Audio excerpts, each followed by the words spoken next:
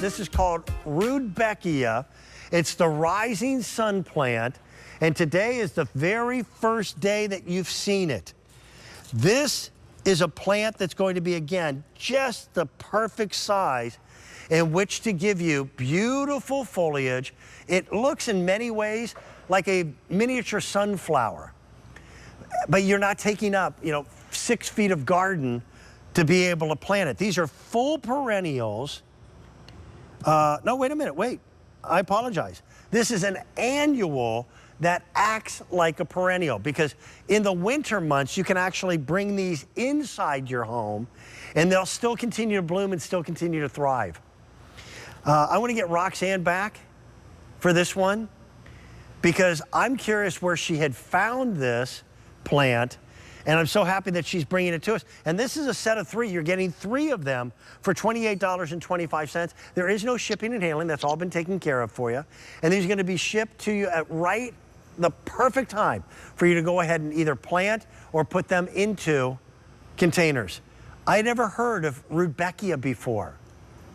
It's not a rude plant, I promise you. It's not rude. And no offense to Beckia. Yeah. Okay, Dan, wait a minute. We need to fix something. It is a perennial. It is a perennial. Yes, it is in the coneflower family. It's a black-eyed Susan, okay? It's a pollinator. It's another tidy plant, full sun. And this is what I love about them. Those flowers get about 5 inches big. And it's beautiful because the inside of the flower is a beautiful orangey red color with that dark brown center. And then on those edges is that gorgeous yellowy gold. Stunning. And then I'm telling you, it forms domes of flowers. And then that little center part starts to raise up, just like the coneflower does. Yep. Again, it is only about 24 inches high, 30 inches wide. And wait a minute, hold on. Mix it up. You got that Cheyenne spirit? You mix it up with the Cheyenne spirit. Holy moly, moly, moly, holy. I'm telling you, these are fun. They're beautiful. And again, that sunflower look just makes you happy. It's hardy, it's drought tolerant. Again, the deer don't like it. It's also disease resistant, okay? Mm-hmm. Very pretty. In the heat of the summer itself, that's where a lot of plants start to just fade.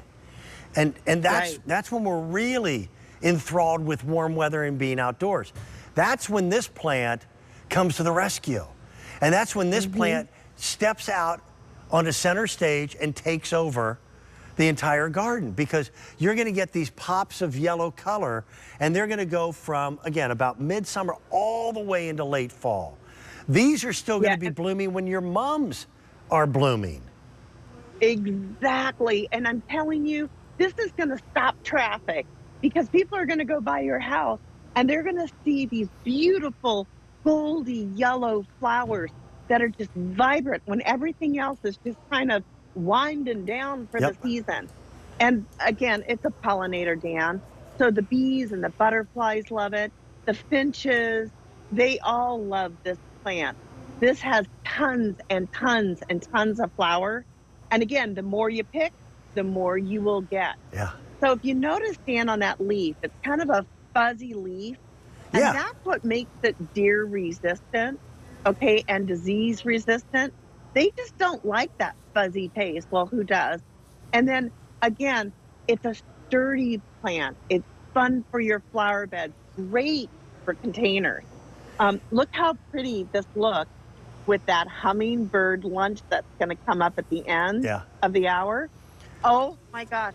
And so the hummingbird lunch is going to stay really kind of short and compact. And then you're going to take and put this Rudbeckia next to it or behind it. And oh my goodness. And then get yourself a big old sun patient. Holy moly. They just make me happy.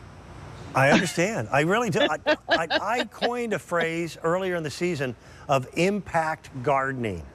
And the idea there is that what you plant makes a difference to Mother Nature around you. I've been very big on butterfly bushes. I've been very big on things that are going to feed the hummingbirds. But I was really thinking more in terms of getting the season started and having things in summertime.